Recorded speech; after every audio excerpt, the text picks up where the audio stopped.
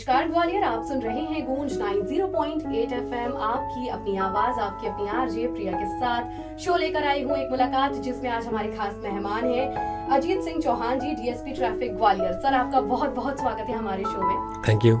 तो सर से हम आज ढेर सारी बातें करेंगे और ट्रैफिक रूल्स के बारे में जानेंगे और शहर के बारे में भी। तो सर के साथ बातों का सफर शुरू करते हैं जी। सर, मेरा पहला क्वेश्चन आपसे ये है कि ऐसा कहा जाता है कि एमपी दुर्घटनाओं में, एक्सीडेंट्स में नंबर 2 पर आता है पूरे देश में। जी बिल्कुल सही बात है। हमारे देश में सबसे ज़्यादा एक्सीडेंट के मामले में हम लोग दूसरे स्थान पर हैं। हमारे मध्य प्रदेश में लगभग प्रति वर्ष 11,000 लोग रोड एक्सीडेंट्स में एक्सपायर हो जाते हैं। इसलिए ज़रूरत हो जाती है कि हम ट्रैफिक के प्रति जल्दी से जल्दी अवेयर हो जाएं, वरना ये संख्या और बढ़ती जा रही है धीरे धीरे। तो सर, एक और मेरा क्वेश्चन आपसे ये है कि ऐसा देखा जाता है कि लोग हेलमेट हुआ या सीट बेल्ट हुआ, इन चीजों को बहुत ही हल्के में लेते हैं और वो सोचते नहीं है कि इससे कितनी बड़ी दुर्घटना हो सकती है, और ऐसी दुर्घटनाओं को आपने बहुत करीब से देखा हुआ है। जी बिल्कुल। हेलमेट और सीट बेल्ट तो है हमारे देश में। ट्रैफिक को ही थोड़ा सा टेकन पर ग्रांटेड लेते हैं, हम लोग बहुत हल्के में लेते हैं, और इसी की वजह यह है कि पूरे दुनिया भर के आंकड़े देखे जाएं तो पूरे दुनिया में रोड एक्सीडेंट्स में लगभग 11 लाख लोग प्रति वर्ष रोड एक्सीडेंट में मारे जाते हैं, और ये आंकड़ा हमारे देश में आके 1.5 लाख का हो जाता है। मतलब जहां दुनिया में 10 लाख लोग मर रहे हैं, हमारे हिंदुस्तान में उसमें से सिर्फ 1.5 लाख लोग, उसमें हम लोग कंट्रीब्यूट कर रहे हैं। और जबकि हमारा वाहनों का जो आंकड़ा है, कंट्रीब्यूशन है, वो 1% का है। दुनिया भर में जितने वाहन चल रहे हैं उसमें हमारे हिंदुस्तान का आंकड़ा 1% है, लेकिन डेथ का परसेंट 10% है। तो इसकी गंभीरता को हमको समझना होगा। तो मतलब ये आंकड़े काफी भयावह हैं, काफी डराने वाले हैं। बिल्कुल बिल्कुल। इसको जल्दी यदि गंभीरता से नहीं लिया गया तो ये आंकड़े और प्रतिदिन बढ़ते जा रहे हैं। जी, तो प्रशासन अपना पूरा प्रयास कर रहा है, बट लोगों को ये जानने की जरूरत है कि आप हल्के में ना लें इन चीजों को। बिल्कुल। एक्सीडेंट्स कभी बोल के नहीं आते। हम लोग अक्सर ये सोचते हैं कि शहर के अंदर में है तो हम सीट बेल्ट या हेलमेट नहीं लगाएंगे। ऐसा बिल्कुल नहीं है। दुर्घटना किसी के साथ भी घटित हो सकती है, और सर आपका बहुत सबसे वाइटल अंग है। शरीर में कहीं भी चोट लग जाए, अब रिप्लेस हो सकती है, ठीक हो सकती है, हड्डी टूट जाए, रिप्लेस हो जाएगी, लेकिन सर एक ऐसा चीज़ है आपका, यदि उसमें चोट लग गई तो उसके कुछ ना कुछ गंभीर रिजल्ट आते ही है। जी सर, तो thank you so much sir. मतलब हेलमेट तो बिल्कुल ही लगाएं आप।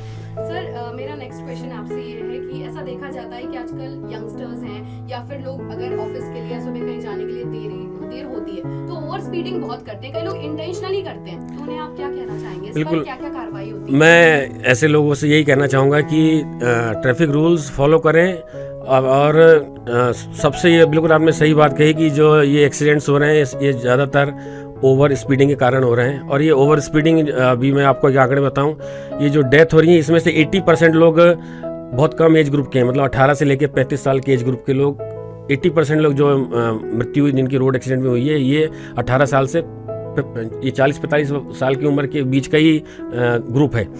और यही जो रोडों पे ये लोग जो चल रहे हैं,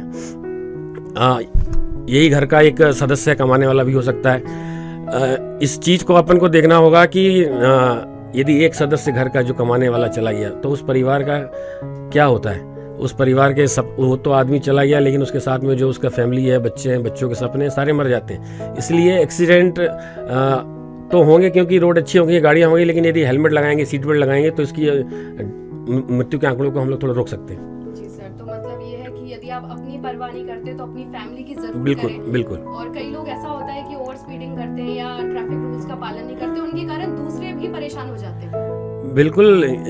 ये सारे जो ट्रैफिक रूल्स हैं, ये जो हम विशेषकर ग्वालियर में देखते हैं, जो जाम वगैरह जो देख रहे हैं, ये छोटी छोटी चीज़ों के कारण ही लगते हैं। यहाँ पर बहुत सारे लोग रॉन्ग साइड चलना, अपनी लेन में नहीं चलना, लेफ्ट टर्न को जैसा बताया मैंने, लेफ्ट टर्न को ब्लॉक करके रखना, इन सब चीज़ों से मिलके ही फिर वो जाम धीरे धीरे जो बढ़ता जाता है, फिर वो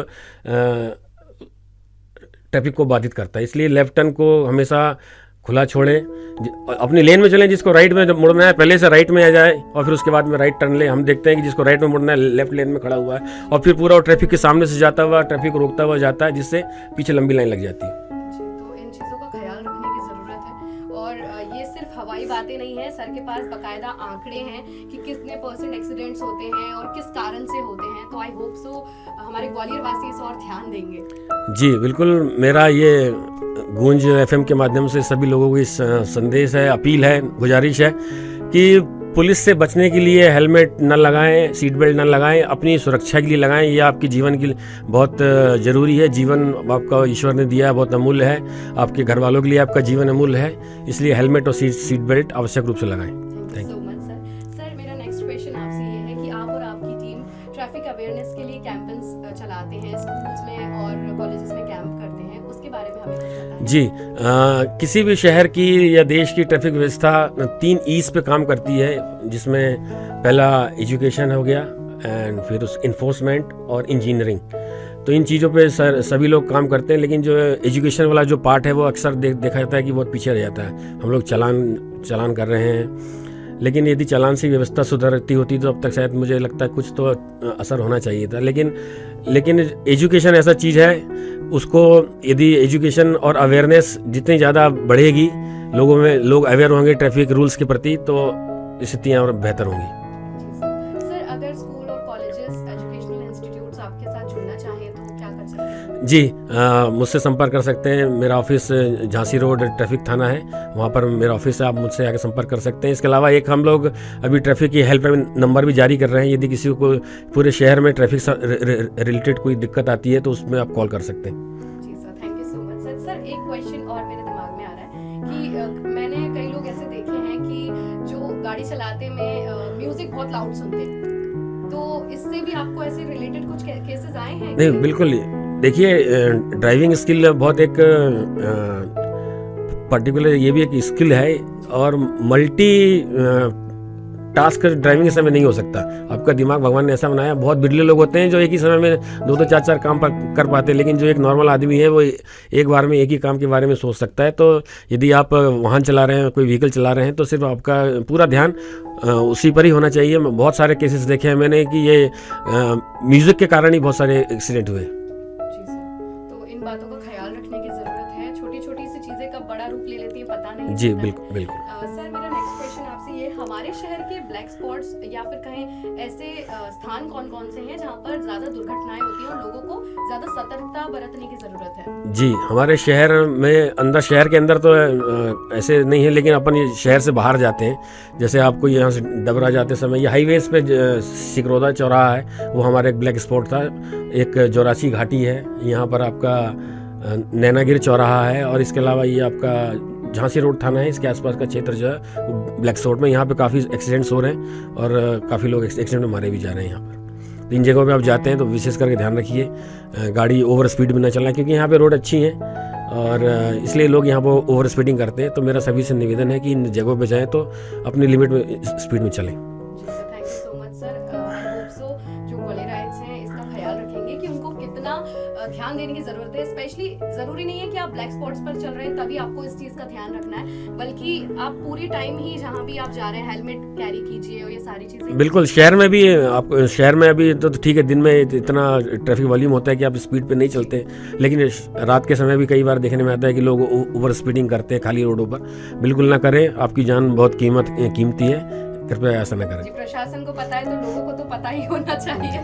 सर एक और क्वेश्चन है मेरा कि शहर के कुछ व्यस्ततम चौराहे हैं, जिसमें से एक माधोगंज चौराहा है, तो आए दिन दूसरे दिन वहाँ पे काफी ट्रैफिक लग जाता है, बाड़ा है, तो ऐसी स्थिति में कैसे इसे संभाला जा सकता है? हाँ, अभी हम लोगों ने प्रयास किया था कुछ, अभी त्योहारों के समय काफ़ी वहाँ पे जाम की समस्या थी, तो उसके लिए हम लोगों ने डाइवर्सन प्लान बनाया हुआ है। उसके बाड़े के चारों तरफ से हम लोग हैवी ट्रैफिक को, 4 व्हीलर्स को डाइवर्ट करने का प्रयास करते हैं, और जो रॉन्ग साइड ट्रैफिक आ रहा है बाड़े की तरफ, वो भी इसका भी काफ़ी जाम लगाने में महत्वपूर्ण भूमिका रहती है। तो ये जो रॉन्ग साइड गाड़ियाँ आ रही हैं, इनको भी रोकने का हम लोग प्रयास कर रहे हैं, सख्ती से प्रयास कर रहे हैं। अभी आने वाले समय में इसका सख्ती से हम लोग इसको पालन कराएंगे, वन वे को, और रॉन्ग साइड आने वालों को चालानी बनाएंगे। जी, ये बहुत अच्छी बात है। सर आपने बहुत सारे मैसेजेस हमारे ग्वालियर वासियों को हमें दे दिए हैं, फिर भी हम चाहेंगे कि ग्वालियर वासियों को आप अपनी तरफ से कोई मैसेज दें, कोई संदेश दें। जी बिल्कुल, मैं आपके एफएम गूंज एफएम के माध्यम से मैं ग्वालियर वासियों से ये अपील करूंगा कि यातायात नियमों का पूरी तरह से पालन करें और सीट बेल्ट और हेलमेट लगाएं, लेकिन पुलिस के चालान की वजह से न लगाएं, अपने सेल्फ के लिए लगाएं, अपनी परिवार को देखते हुए लगाएं, अपने आगे भविष्य को, अपने बच्चों के भविष्य के लिए हेलमेट लगाएं। जी sir, thank you so much sir, अपना अमूल्य समय हमें देने के लिए। और आई होप सो ज़्यादा से ज़्यादा कॉलेज एंड स्कूल्स आपके साथ जुड़ने की कोशिश करेंगे और लोग ट्रैफिक नियमों का पालन करेंगे। जी जी, thank you. Thank you so much sir, बहुत बहुत धन्यवाद।